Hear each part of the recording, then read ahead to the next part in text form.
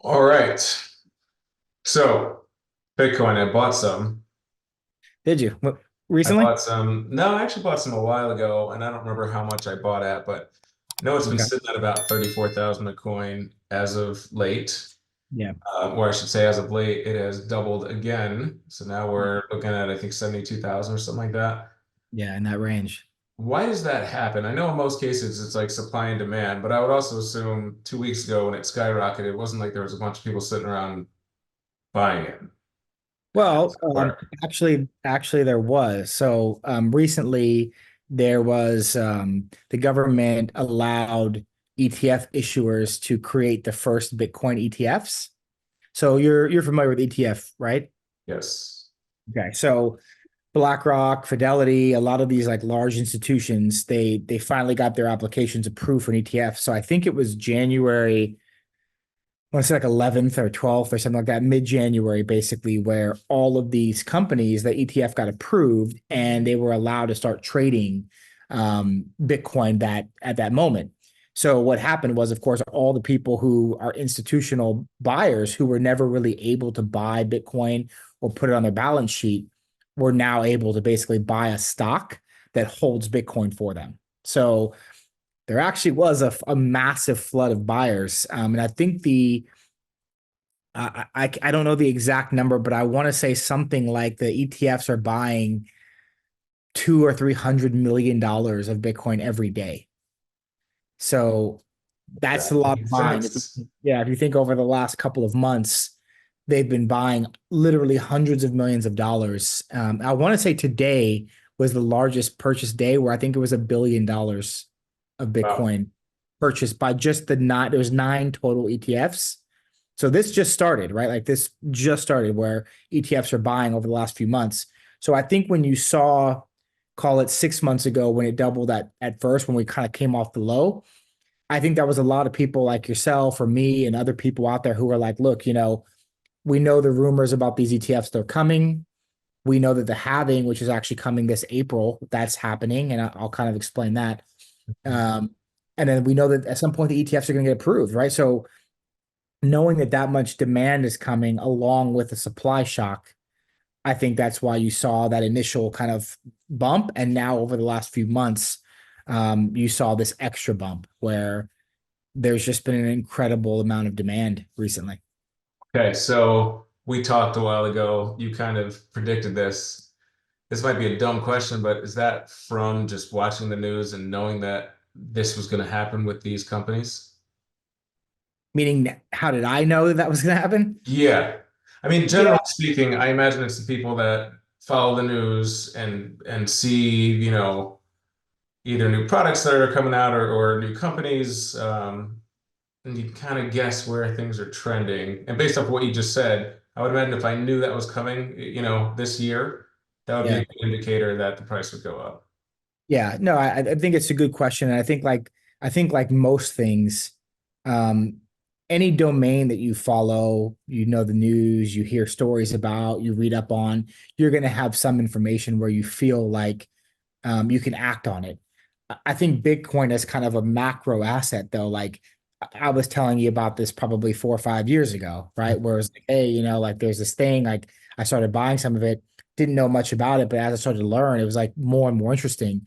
Um, and I think fundamentally, I think it's an asset that because it has a fixed supply, because it's programmatically created to be scarce and the way that, Satoshi and the creators did the halving cycle and the whole thing. I mean, it's when you learn about the fundamental technology of it, it's a brilliant invention and it's one of these things that comes along like literally once in a lifetime. So that's kind of like the backdrop of trying to figure out how to understand what Bitcoin is. But to your point, like yeah, once you follow the trends and hear the news and see what's happening and see how companies are filing for ETFs, I think it gives you more confidence in your initial thesis, which is this is a once in a lifetime moment and asset that I think will continue to just do well against other assets in terms of price, right? So whether you price Bitcoin in dollars or, other currencies against other assets, I think it'll continue to go up in value because it's scarce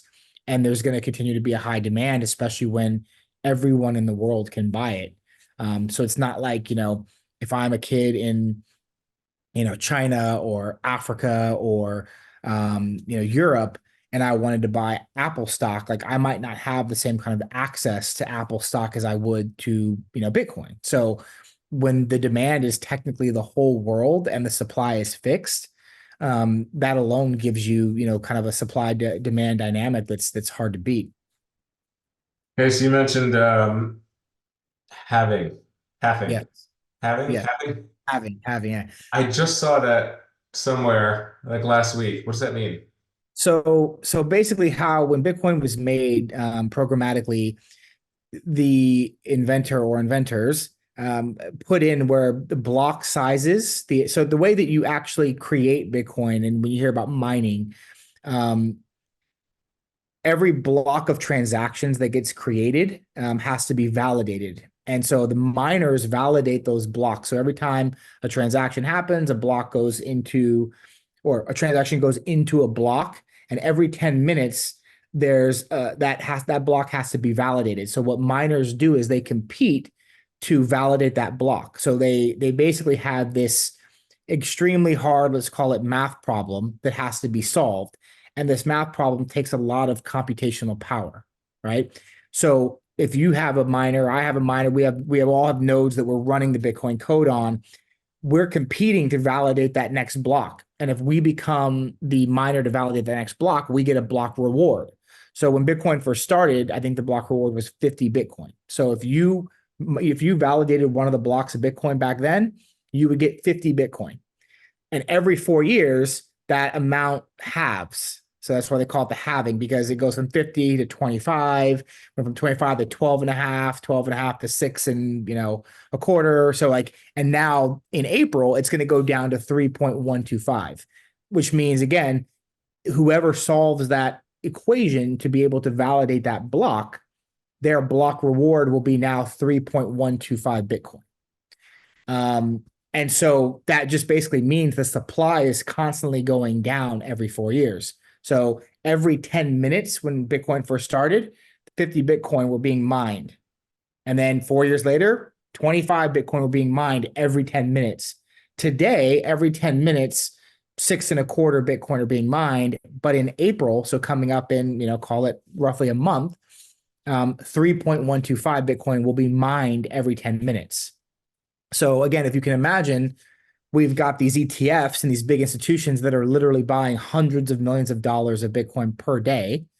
And now the supply will be cut in half of what's available, or sorry, not what's available, what's created every day. The supply will be cut in half. And you said this is by design. Yes, this is built into the code of Bitcoin. Do you know why? It was basically, I think initially, you wanted to have enough liquidity in the beginning to make it worthwhile for people, one, to mine, and then two, to have there be people who are transacting with it and trading it and storing it, right? But over time, I think the thought was, as Bitcoin becomes more valuable, you'll need actually less Bitcoin as an incentive to actually validate those blocks. So if you can imagine in the beginning when Bitcoin was maybe worth pennies or, like even fractions of a penny, if I gave you 50 Bitcoin, okay, it's not a lot of money. But again, it's enough to give you the incentive to do that mining operation to validate that block, right? So, but over time, as Bitcoin's gone up from, pennies to dollars to, hundreds of dollars, hundreds of thousands, and now we're at tens of thousands of dollars. If you were, if you're getting 50 Bitcoin back then, and now you're getting three, it still kind of equals out the amount that you need to purchase the electricity to actually mine the Bitcoin. So the thinking was the amount goes down as the price of Bitcoin goes up, because you'll actually need less Bitcoin to cover your expenses to actually do the mining. Oh, Good. so you're not saying the value is going to go in half. Like if I own what I own. Yeah. That's not going in Yeah, half. no, the value is not going in half. Only the amount that's being mined every day will get cut in half. Okay, so what happens when that gets to zero? then basically there will be no more Bitcoin able to be mined anymore. So that means all of the supply of Bitcoin will be available, which is 21 million. That'll all have been mined. And at that point, what will happen is the incentive for the miners to be able to keep validating blocks and validating transactions will just be fees. So right now, you still get fees if you're validating blocks. Your fee comes from the actual block reward. But in the future, when there's nothing else to be mined, then it'll just be transaction fees that you'll get. Okay, so everything you just explained to me, explain that to me like I'm 8. Okay. Um, Because I'll be honest, I mean, I'm a tech guy, I work in tech. I don't understand. yeah. I don't understand. I work with developers every day. They write code. I don't understand any of it. Yeah. No, I get it. It's super complicated. I think it's like, okay, so if I'm explaining to you like you're 8, we have 21 million Bitcoin that was programmatic in the design of Bitcoin. The thing Let's call them Legos, building is blocks. 21 million blocks of Legos, right? Okay. And we don't want to give them to you all at once. We want to kind of incentivize you to, earn them, right? So initially, to start the game of giving you these Lego blocks, I want you to do certain tasks. And hey, I'm going to give you 50, right? 50 Lego blocks. So if I gave you one Lego block, you're like, oh, I don't want to play this game. But if I give you 50, you're like, oh, I can actually build something. And then over time, as you become more proficient at doing the task that I need you to do, I'm going to give you less blocks because now you've already used all these blocks. You've been playing with them. You've been building on them. You've been doing all these cool things with them. So now I'm going to say, hey, Brian, here's 25 now, or here's 12, or here's, 6 or 3. I'm going to keep reducing the amount because I want you to keep working on your Lego castle or whatever you're building. But you now require less blocks because you've actually already built a bunch of stuff.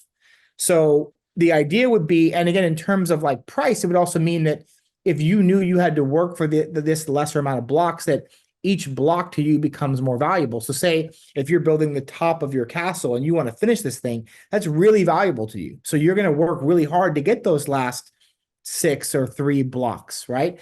The same, that might not be a perfect analogy, but the same Mhm. kind of thinking applies where like, in order for you to do enough work, the work has to be worth it, just like at your job, right? If I was going to pay you $1 an hour, you don't do the job. But if I give you $100 an hour, you're like, oh, I'm really excited to do this job. And then later on, I go, hey, you know what? We're going to make the tasks XYZ. So like, you're going to make, sorry, you're not going to make less money, but the amount of value you get from the job will increase because the value that you're getting from each subsequent dollar is worth more. Okay, so how does that relate to the value now? So I see what you're saying. There's a fixed amount, call it an inventory, whatever. What causes the value to fluctuate from, $32,000 a coin to 70,000 plus? Yeah. So again, I think like most things, it's the demand for it and the use cases for it. So, again, in the beginning of Bitcoin, there weren't tons of use cases, right? And you might have heard a famous story about the guy who made the first Bitcoin transaction who traded like 20,000 Bitcoin for like 2 pizzas, right? Yeah. Um, you know, as time has gone on, people have figured out more value for it. I think the biggest value at this point, and what most of these big institutions are seeing, is that it's really a store of value. So people look at Bitcoin now more as like a digital gold more than they look at it as an actual currency. So, I mean, the beauty of it is that you can use it as a currency. You can use it as a store of value. You can use it as digital property. So it's different because in the traditional world, we're used to thinking of like, I have dollars, I have money, that's my currency, or I have gold, or I have stocks, and that's like this store of value for me. Or I have real estate, and that's property, and that's also something that's valuable over time. Where Bitcoin is technically a combination of all those things, right? Like it literally is a currency and a store of value and property. And that's what makes it so different. So it's like if you're again that kid in Africa and you don't have access to banking, you can trade Bitcoin back and forth at lightning speed with very little fees without ever having a bank. Or if you're a person like me who lives in America and I go, hey, I just want to preserve my wealth because inflation is eating away at my dollars, or better yet, I'm a person in Argentina or Egypt or Lebanon, and the dollar's just been crazy inflated. right? I want to store my wealth. So, hey, if I hold Bitcoin, the amount of wealth I've lost has gone down less than my local currency. And if I want someone like an investment banker, if I'm someone like that, and I want to have digital property over time, I can own Bitcoin and have this thing that's worth money, worth in any currency over time and hold it as just property. So I guess again, to answer your question, why does it fluctuate? Well, as more people see the value in holding it, and as more people see how one, scarce of an asset it is, two, the demand from other people around the world, three, that it's incorruptible, right? Like there's no one who's the CEO of Bitcoin. There's no president of Bitcoin. No one controls the code. It's open source. Anybody can take a look at the code. Anybody can run a node. No one can change it at this point, right? Once people see all these things and they realize, wow, like look at the dollar, look at the peso, look at the lira, look at whatever currency you want. Over time, it's just been constantly devalued. And people are seeing that and feeling that and saying to themselves, like, I'm living in a world and in a country where I work really hard for my money. I'm trying to do the best I can to save it. And no matter what I do, the price of housing and transportation and food just keeps going up. And I can't keep up. No matter what I'm doing, I just can't keep up.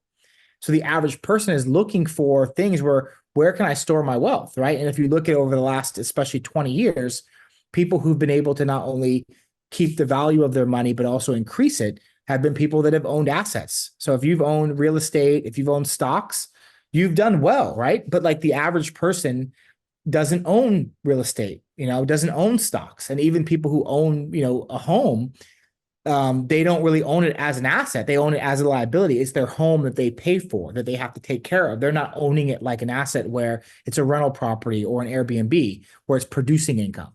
Right. Most people's home takes income from them, right? They go to work, they have to pay their mortgage, they have to pay mortgage insurance, they have to pay for repairs, everything else that comes up with owning a home, right? So the average person over all these years, they're losing purchasing power, right? You hold dollars, your dollars are literally worth less than they used to be, and they buy less for you than they used to buy.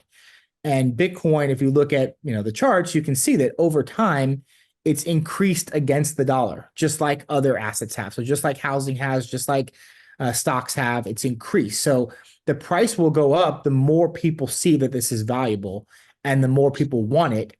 And because it's a fixed supply, that's a recipe for, price appreciation over time.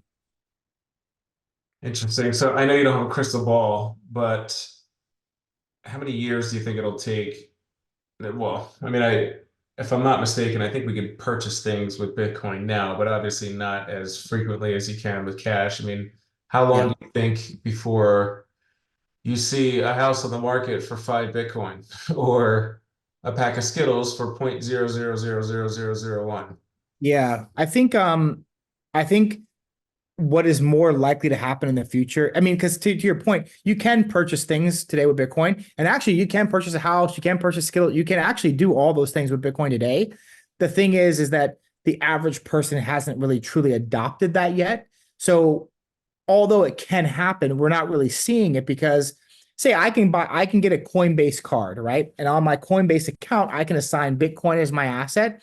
And if I want to use that Coinbase card, Coinbase will literally transfer or convert my Bitcoin into dollars and then allow me to purchase that pack of Skittles, right?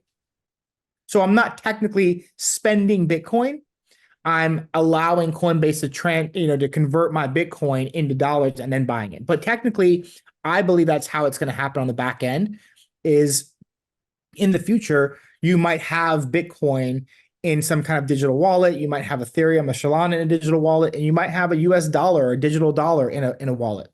And it really won't matter when you go to buy that Skittles or that house, it won't really matter which currency you're using. If you have more Bitcoin, it'll convert it into anything that seller wants to have. So say that seller goes, hey, I really want Solana, or I really want Ethereum, or I really want the Bitcoin. You can either use your Bitcoin or convert your other currencies or convert your dollar into Bitcoin.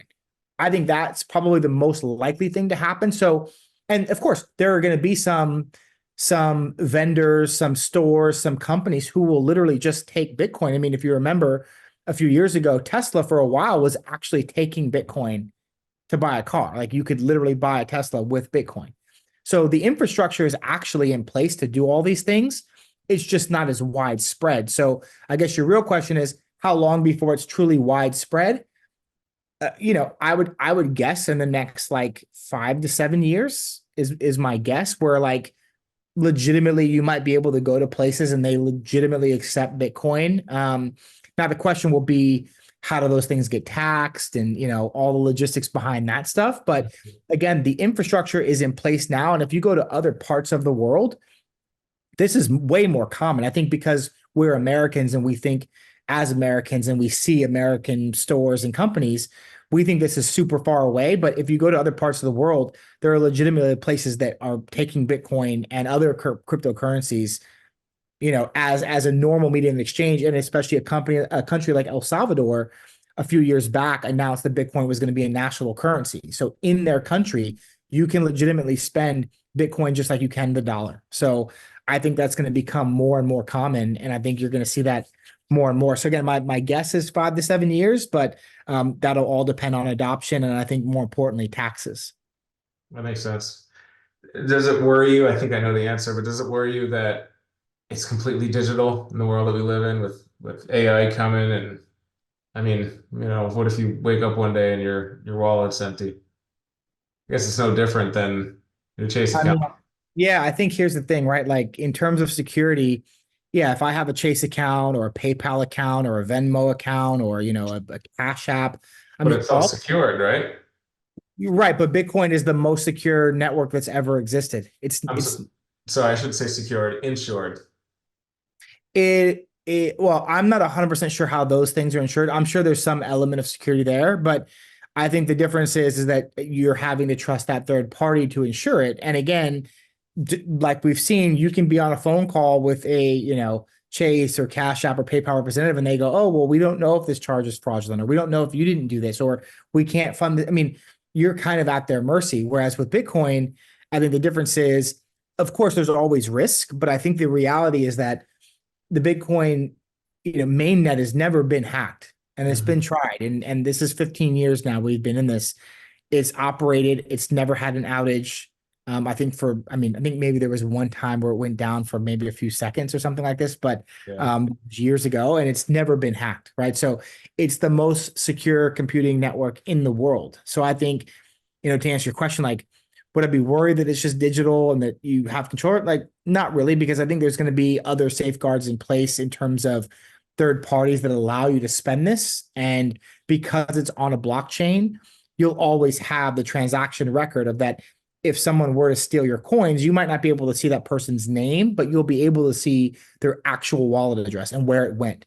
And, hundreds of millions, if not billions of dollars of stolen assets, cryptocurrency assets have been recovered because there's literally a blockchain. There's literally chains of block records that show where money went. So even when people try to hide it, you can trace that chain versus like if I steal something from a third party, I have to depend on that third party to be able to chase all that down for me. Interesting. So, I mean, the current price today is outrageous, right? Is it 72,000 now per Something like coin? that. Yep. Yeah. Um, I know you don't have a crystal ball. I know you don't love to give advice, but I mean, in my head, I would assume now is not the best time to buy because it's literally doubled seemingly overnight. Um, I think that's just, I hesitate a lot. I'm starting to understand the concept of just investing in general and, buying one low. Um, Well, I like think Bitcoin seems so like, I don't know, it just seems so different than the stock market. yeah, and I think this is one of the harder things to I think wrap your head around is that, you know, when people hear Bitcoin, and trust me, I went through the same thing where like I'm jealous of the people who were able to buy this at $1 or $100 or Oh my $300. gosh.